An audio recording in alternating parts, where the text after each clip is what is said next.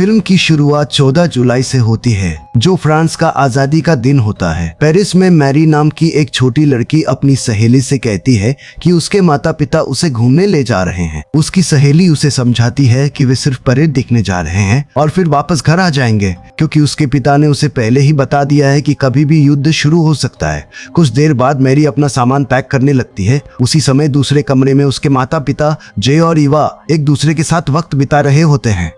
कहानी से यह भी पता चलता है कि उसी दिन मैरी 12 साल की हो गई है और हर साल की तरह इस बार भी वह गांव जाने वाली होती है, जहां उसकी दादी उसका इंतजार कर रही होती है।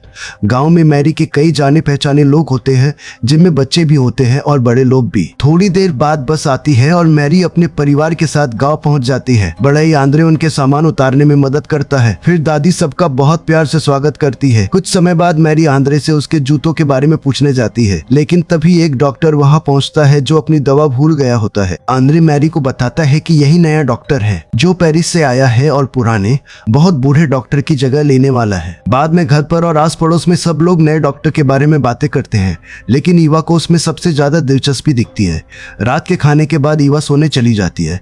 जब सब शांत हो जाता है तो दादी अपने बेटे से उसका हालचाल पूछती है, क्योंकि उसने काफी समय से उससे कोई खबर नहीं सुनी होती। सोने से पहले उसे पता चलता है कि मैरी अभी जाग रही है, इसलिए वो ऊपर उसके पास चली जाती है। अगले दिन मैरी अपनी सहेली सुसान से मिलने जाने लगती है, लेकिन दादी उसे पहले नाश्ता करने को कहती है। जब सुसान दरवाजे पर इंतजार कर रही होती है, तभी लुइसा पनीर लेकर आती है। दादी इसी बहाने मैरी को अपनी दवा लाने भेज देती हैं। काम निपटाने के बाद मैरी अपनी सहेली के साथ खेलने चली जाती है। थोड़ी देर में गांव के 2 और बच्चे भी उनके साथ जुड़ जाते हैं। फिर सब आंद्रे के घर पहुंचते हैं, जहां वह गड्ढे खोदने का काम कर रहा होता है, लेकिन इंतजार करने के बजाय मैरी बच्चों के साथ खेलने लगती है। बाद में वे सब एक खलिहान में खेलने चले जाते हैं और वहां तब तक मस्ती करते रहते हैं जब तक मैरी और सुसान ऊब नहीं जाती और बच्चों को बाहर भेज देती है। फिर सुसान मैरी से कहती है कि उसका एक बॉयफ्रेंड है और पूछती है कि क्या मैरी का भी कोई बॉयफ्रेंड है। मैरी जवाब देती है कि उसे खुद नहीं पता, उसने अभी तक किसी को चुना नहीं है।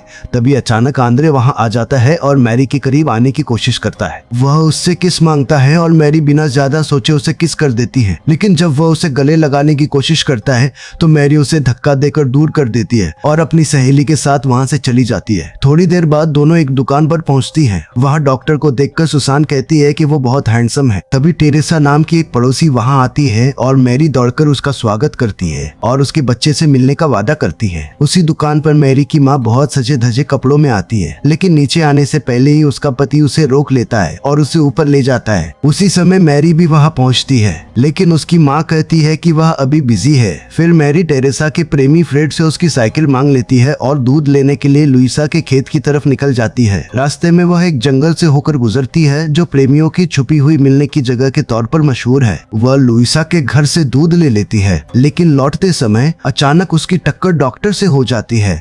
डॉक्टर तुरंत गाड़ी से उतरकर उसकी मदद करता है। वापस लौटते समय वह अपना नाम अलेजांद्रो बताता है और कहता है कि वह कुछ महीनों के लिए यही रहेगा। मैरी कहती है कि शायद वे फिर मिलेंगे और उसे अपने साथ चलने देती है, क्योंकि उसकी साइकिल खराब हो गई होती है। घर पहुंचकर मैरी डॉक्टर की गाड़ी से एक सजावटी चीज उठा लेती है और अपनी दादी को जाकर सारी बात बता देती है, खासकर यह कि वह डॉक्टर को जानती है और उसे बहुत सुंदर लगने लगा है। तभी गली में एक बूढ़ा आदमी जोर जोर से चिल्लाने लगता है। कैथरीन दादी मैरी को चुप रहने को कहती है और लाइट बंद कर देती है, लेकिन वह आदमी फिर भी चिल्लाता रहता है। आखिरकार दादी बाहर जाकर देखती है, लेकिन जब उसे कोई जवाब नहीं मिलता तो वह कहकर चला जाता है कि वे बुलेवार्ड ऑफ द रिकमेंड पर मिलेंगे। बाद में दादी मैरी को बताती है कि वह जगह कब्रिस्तान है। वह यह भी बताती है कि उस आदमी का नाम मोरिसियो है और जब वह छोटी थी तब उसने उनसे प्यार का इजहार किया था, लेकिन तब उनकी शादी पहले ही मैरी के दादा से हो चुकी थी, इसलिए उन्होंने कभी उसकी बातों पर ध्यान नहीं दिया। कुछ दिनों बाद मैरी ने अपने दोस्तों के साथ बाहर जाना लगभग बंद कर दिया। अब वह ज्यादातर डॉक्टर अलेजांद्रो के बारे में ही सोचती रहती है और उन्हें एक बहुत खास इंसान मानने लगी है।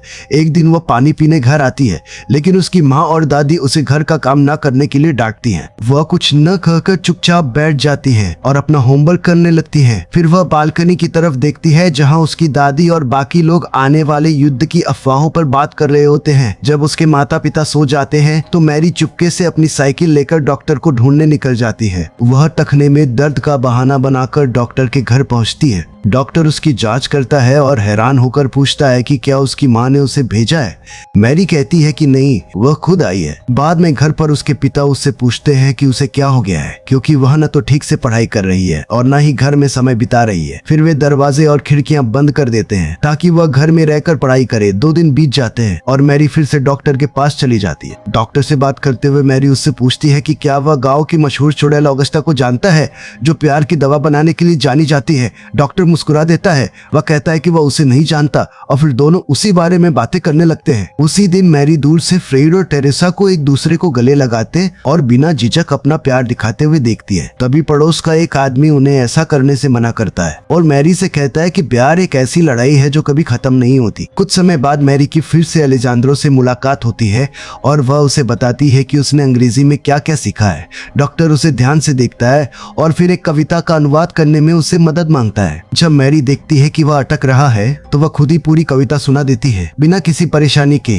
और फिर चुपचाप वहां से चली जाती है। उसी रात डॉक्टर सड़क से गुजरते हुए मैरी की माँ ईवा को देखता है। दोनों की नजरें मिलती है और उनके बीच एक अजीब सा तनाव पैदा हो जाता है। अगली सुबह जे अपनी पत्नी के पास जाने की कोशिश करता है, लेकिन इस बार ईवा उसे साफ मना कर देती है। जे जोर नहीं देता और चुपचाप वापस चला जाता है। थोड़ी देर बाद जे मैरी को कविता सुनाने के लिए बुलाता है और मैरी उसके सामने कविता सुना देती है। उस समय मैरी अपनी माँ के साथ होती है, लेकिन उसकी माँ अचानक बीच में ही उसे रोक देती है और उसे वहां से जाने को कह देती है। इसके बाद जे फिर से ईवा के पास जाने की कोशिश करता है। कुछ दिन बाद मैरी बहुत खुश होती है क्योंकि उसके पिता अपने चचेरे भाइयों के साथ फसल काटने जाने वाले होते हैं, यानी वे काफी समय तक घर से बाहर रहेंगे। उसी दोपहर मैरी अपनी माँ को रोते हुए देखती है। वह उसे दिलासा देने जाती है और कहती है कि यह सब उसी की गलती है, जबकि उसे पता ही नहीं होता कि असल में गलती उसकी माँ की है। बाद में जब दादी को पता चलता है कि जे बिना कुछ बताए चला गया है तो उन्हें बहुत गुस्सा आता है और उन्हें लगता है कि शायद इसमें उनकी ही कोई गलती है। लेकिन ईवा उन्हें यकीन दिलाती है कि इसका उनसे कोई लेना देना नहीं है। कुछ समय बाद मैरी अलेजांद्रो के साथ गांव के बाहर टहलने जाती है। रास्ते में वह उसे एक फूल देती है और कहती है कि उसके साथ उसे बहुत अच्छा और सुरक्षित सा महसूस होता है। फिर वह उससे उसके परिवार के बारे में पूछती है। अलेजांद्रो बताता है कि उसकी बस एक ही माँ है जो पेरिस में रहती है। मैरी उससे उसकी उम्र पूछती है। वह कहता है कि वह 30 साल का है। यह सुनकर मैरी हंस देती है और कहती है कि वह तो अभी भी बहुत जवान है। लेकिन अचानक मैरी रुक जाती है। उसे अजीब सा लगने लगता है। जब वह अपने पैरों की तरफ देखती है तो उसे समझ आता है कि उसका मासिक शुरू हो गया है। शर्म के मारे वह अलेजांद्रो से कहती है कि वह उसे थोड़ी देर के लिए अकेला छोड़ दे। अलेजांद्रो सब समझ जाता है और बिना कुछ पूछे अपनी साइकिल एक तरफ रखकर वहां से हट जाता है। अकेली रहकर मैरी अपने दाग लगे पैरों को साफ करने की कोशिश करती है। उस रात वो अपनी दादी को सब कुछ बता देती है और उनसे पूछती है कि क्या इसका मतलब ये है कि अब वह बच्चे पैदा कर सकती है। दादी कहती है कि हाँ, ऐसा हो सकता है, हालांकि ऐसा तुरंत ही हो जाए यह जरूरी नहीं है। जब मैरी को पता चलता है कि बच्चे को जन्म देने में बहुत दर्द होता है तो वह उदास हो जाती है। दादी उसे समझाती है कि यह प्रकृति का नियम है, लेकिन फिर भी मैरी खुश नहीं होती।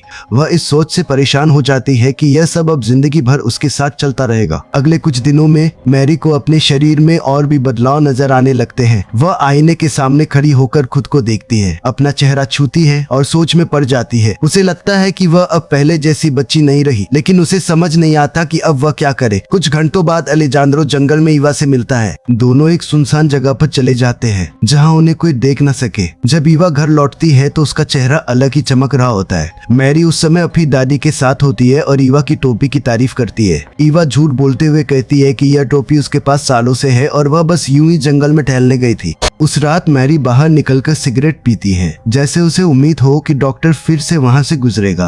अगले दिन वह फिर अलेजांद्रो के साथ टहलने जाती है, लेकिन इस बार वह परेशान रहती है, खासकर तब जब अलेजांद्रो उसकी माँ के बारे में पूछता है। मैरी का बदला हुआ मूड देखकर डॉक्टर उससे पूछता है कि क्या हुआ है, लेकिन वह कोई जवाब नहीं देती।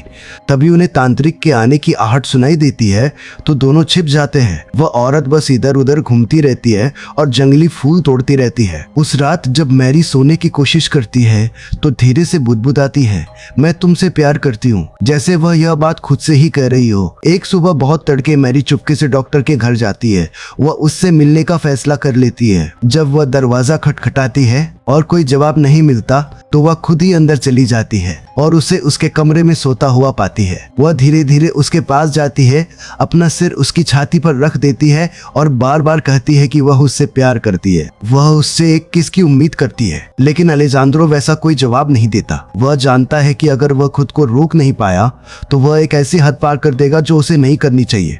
इसलिए वह उसे समझाने की कोशिश करता है और कहता है कि वह अभी बहुत छोटी है। मैरी जवाब देती है कि वह छोटी नहीं है, वह अब एक औरत है और असल में वह उससे डरता है। यह सुनकर मैरी उदास होकर वहाँ से चली जाती है। कुछ दिन बाद दादी उससे पूछती है कि आजकल वह इतनी चिड़चिड़ी क्यों रहती है और कहती है कि वह उनसे दिल की बात बेझिझक कह सकती है। उसी दिन दोपहर को अलेजांद्रो खाने पर आता है और मैरी की माँ उसका ऐसा स्वागत करती है जैसे कुछ हुआ ही न हो। दादी ईवा से पूछती है कि क्या उसने उनकी सलाह मानी और फिर वे दोनों को कार में बैठने को कहती है, लेकिन मैरी से कहती है कि वह पीछे बैठे, जहां उन्हें जाना होता है। वहां पहुंचते ही मैरी जल्दी से कार से उतरकर आगे चली जाती है, जबकि उसकी माँ डॉक्टर से बात करने के लिए पीछे ही रुक जाती है। घर लौटकर दादी अपनी पोती को आराम से सुला देती है। जब वे उसके कपड़े ठीक कर रही होती है तो उन्हें वो छोटा सा गहना मिल जाता है जिसे मैरी ने छिपा रखा था। दादी कुछ नहीं कहती और उसे अपने पास ही रख लेती है। अगले दिन मैरी अपनी माँ से पूछती है कि वह दोपहर में क्या करेगी। ईवा बताती है कि वह कपड़े इस्त्री करेगी। मैरी उसकी बात मान लेती है और अपनी दादी के साथ गांव चली जाती है,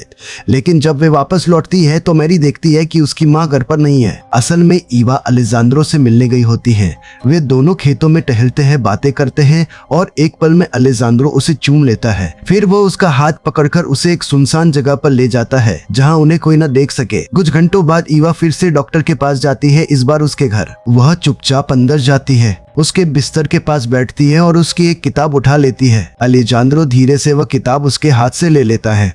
जवाब में ईवा म्यूजिक चला देती है। अचानक कोई आवाज आती है और सन्नाटा टूट जाता है। लगता है कोई आ रहा है। ईवा जल्दी से छिप जाती है और अलेजांद्रो बत्ती बंद करके चुपचाप खड़ा रहता है। जब सब शांत हो जाता है तो ईवा वापस कमरे में आती है और दोनों कुछ पल साथ बिताते हैं। अभी सुबह जंगल के बीच अलेजांद्रो उसे बताता है कि उसे अपनी माँ का एक खत मिला है। वह पेरिस से बहुत घबराई लिखती है कि उसके जैसे बहुत से यहूदी जर्मन कैंपों में मारे जा रहे हैं और उसकी जान भी खतरे में है। उसने उससे अपना ख्याल रखने की गुजारिश भी की होती है। ईवा उसे ढाढ़स देने की कोशिश करती है, उसके चेहरे को सहलाती है और उसे गले लगा लेती है। उसे यह नहीं पता होता कि लुइसा का बेटा पेड़ों के पीछे छिपकर उन्हें देख रहा है। वह लड़का घबराया हुआ गांव लौटता है और मैरी से मिलता है। बिना ज्यादा सोचे वह उसे सब कुछ बता देता है जो उसने देखा था। मैरी सन्न रह जाती है, फिर वहां से भाग जाती है और छिपकर फूट फूट कर रोने लगती है। कुछ देर बाद दादी उसे अकेले खिड़की के पास चुपचाप खड़ी पाती है। उसकी आंखों में एक अजीब सी उदासी होती है। दादी उससे पूछती है कि क्या हुआ है। मैरी कुछ कहती नहीं, बस उन्हें जंगल में मिला एक छोटा सा बटन दे देती है जो उसकी माँ के कपड़ों का होता है। दादी चुपचाप उस बटन को देखती है और मैरी को उसकी माँ की सिखाई हुई बात याद दिलाती है, किसी की चुगली नहीं करनी चाहिए। फिर दादी उसे उसी रात अपने साथ बाहर चलने को कहती है जैसा उन्होंने पहले वादा किया था। कुछ घंटों बाद वे दोनों एक कंबल लेकर खेतों में जाती है और उसे जमीन पर बिछा देती है। वे पेड़ों से टपकती पानी की बूंदें इकट्ठा करती है और पत्तों से गिरते पानी को एक घड़े में भरती है। दादी मैरी को बताती है कि यह चांद का पानी है और हो सकता है कि उसे कभी इसकी जरूरत पड़े। वह यह भी कहती है कि मरने के बाद भी इसे इकट्ठा करना बंद नहीं करना चाहिए। मैरी उन्हें प्यार से देखती है और समझ जाती है कि दादी उसे सिर्फ एक परंपरा नहीं बल्कि उससे कहीं ज्यादा कुछ दे रही हैं। अगले दिन ईवा अपनी बेटी के पास जाने की कोशिश करती है, लेकिन मैरी उससे दूर दूर रहती है। यहाँ तक कि उसके साथ बैठने के बजाय वह किराएदार दंपति के साथ बैठना पसंद करती है। ईवा जोर नहीं देती, वह बस बेचैनी से इंतजार करती रहती है और अपनी बेटी को देखने के लिए तरसती रहती है। डॉक्टर के गुजरने के दौरान दादी बाहर आकर मैरी से कहती है कि जे किसी भी पल आ सकता है। थोड़ी देर बाद ईवा आखिरी बार अलेजांद्रो से मिलती है। इस बार ना तो गले मिलने की बात होती है और ना ही कोई खेल। वे बस एक दूसरे को अलविदा कहते हैं। ईवा स्वीकार करती है कि उसका पति जल्द ही वापस आने वाला है।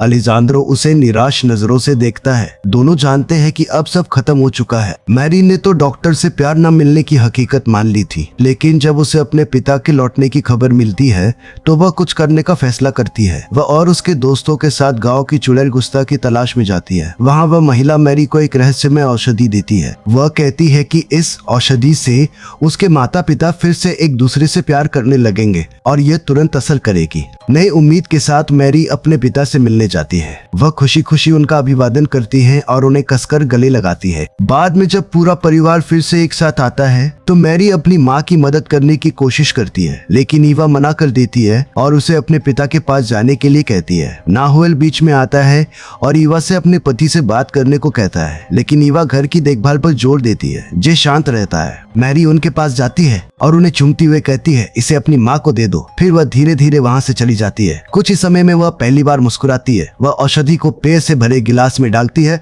और अपने माता पिता को देने के लिए रख देती है। उसे पूरा विश्वास है कि जादू अब काम कर रहा है। इसी समय डॉक्टर बाहर से यह सब देखता है। वह सुलह कर चुके जोड़े को देखता है और समझ जाता है कि अब उसके लिए वहाँ कोई जगह नहीं है।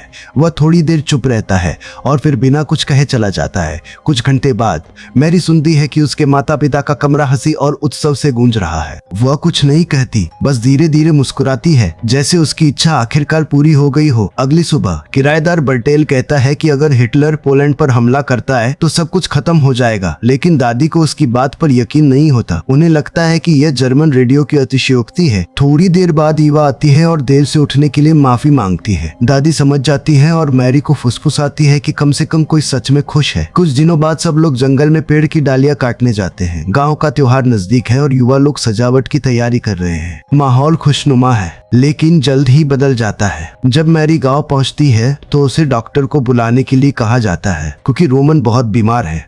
उसकी पत्नी मेलानी और मैरी की दादी उसकी मदद करने की पूरी कोशिश करती है, लेकिन बूढ़े की सांस लेने की गति कम हो जाती है और वह जल्दी ही चल बसता है। उसी बीच फ्रेड को बताया जाता है कि उसके पिता का निधन हो गया है। घर पर अलेजांद्रो डॉक्टर के रूप में आते हैं और गंभीर चेहरा लिए बूढ़े की मृत्यु की पुष्टि करते हैं। उसी रात आखिरकार एक पार्टी होती है। मैरी के माता पिता खुशी खुशी नाचते हैं और हंसते हैं, जैसे सब कुछ भूलने की कोशिश कर रहे हो। वे दादी को भी नाचने के लिए आमंत्रित करते हैं। कुछ दूरी पर डॉक्टर अपनी कार में बैठकर सब कुछ देखता है और तय नहीं कर पाता कि उसे शामिल होना चाहिए या नहीं। दादी जब बैठ जाती है तो बुजुर्ग मॉरिसियो, जो कुछ दिन पहले उन्हें ढूंढ रहा था, उनके पास आकर नाचने के लिए कहता है। इस बार दादी मान जाती है। मैरी भी जश्न में शामिल हो जाती है और एक युवक के साथ नाचती है। डॉक्टर यह सब देखकर बाहर निकल जाता है। दूसरे घर में फ्रेड अपने पिता की मृत्यु से व्याकुल है। वह टेरेसा को देखता है और उसे सांत्वना देने के लिए पास खींचता है। डॉक्टर आत्मविश्वास से पार्टी में प्रवेश करता है। वह ईवा को अपने पति के साथ देखता है, लेकिन फिर भी उसे नाचने के लिए कहता है। ईवा हिचकिचाती है, लेकिन मान जाती है। जी असहज होकर चुपचाप खड़ा रहता है। दादी सब कुछ देखती है। थकी हुई मैरी को आराम करने उसके कमरे में ले जाया जाता है। ईवा डॉक्टर के साथ नाचना शुरू करती है, लेकिन जैसे ही उसे कुछ महसूस होता है, मैरी वापस लौटने की कोशिश करती है। डॉक्टर उसे रोक देता है। माहौल तनावपूर्ण हो जाता है। यांग इसे और बर्दाश्त नहीं कर पाता और गुस्से में डॉक्टर पर हमला कर देता है। अलेजांद्रो अपना बचाव करता है। लड़ाई तब तक चलती रहती है जब तक पड़ोसी आकर उन्हें अलग नहीं कर देते। संगीत बंद हो जाता है और पूरा गांव खामोशी से देखता रहता है। अगले दिन पति पत्नी फिर से एक हो जाते हैं। वे शहर लौटने का फैसला करते हैं। अपना सामान पैक करके वे निकल जाते हैं, गर्मी, ग्रामीण जीवन और अपनी दादी को पीछे छोड़ते हुए। दादी उदास होकर दरवाजे पर खड़ी होती है, उन्हें जाते हुए देखती है। कहानी एक मार्मिक संदेश के साथ खत्म होती है।